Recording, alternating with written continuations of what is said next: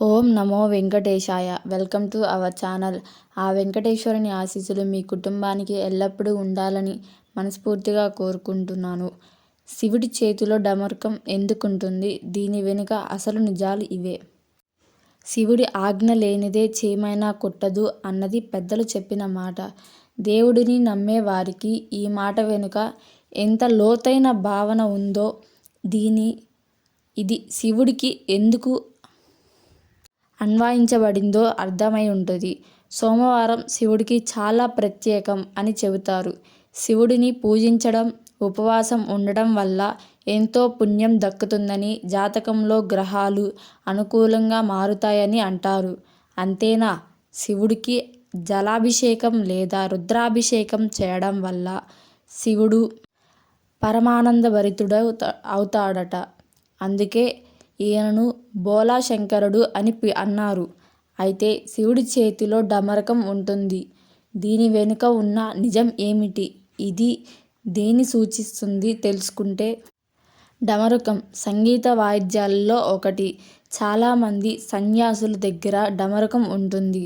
శివుడు లోక కళ్యాణం కోసం డమరుకం ధరించడాన్ని చెబుతారు. డమరుకం 14 రకాల లయలు ఉన్న ధ్వనిని విడుదల చేస్తుంది. త్రిమూర్తులు ఈ విశ్వాన్ని సృష్టించారని హిందూ పురాణాలు చెబుతున్నాయి. ఈ సృష్టి ఏర్పడిన మొదట్లో ఈ ప్రపంచం అంతా చాలా నిశ్శబ్దంగా అలుముకొని ఉండేది. ఇది చూసిన శివుడు ఈ సృష్టిని పట్ల తృప్తి చెందలేకపోయాడు.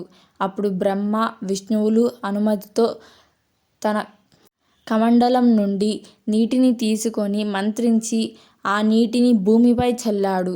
ఆ మంత్రశక్తికి భూమి కంపించింది. శక్తి స్వరూపిణి అయిన శారదాదేవి ఉద్భవించింది.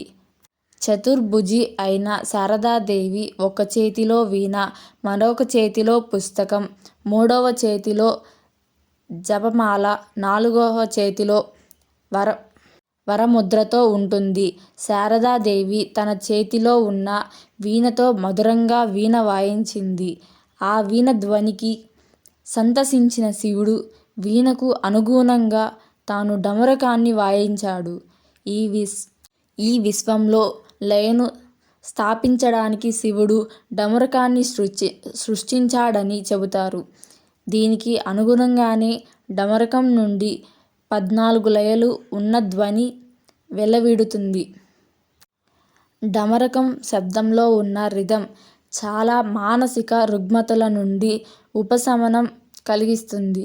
పరమేశ్వరుడి పూజ సమయంలో డమరుకాన్ని వాయించడం వల్ల శివుడు సంతోషించడమే కాదు, ఇంట్లో ఉన్న నెగిటివ్ ఎనర్జీ పటాపంచలవుతుంది.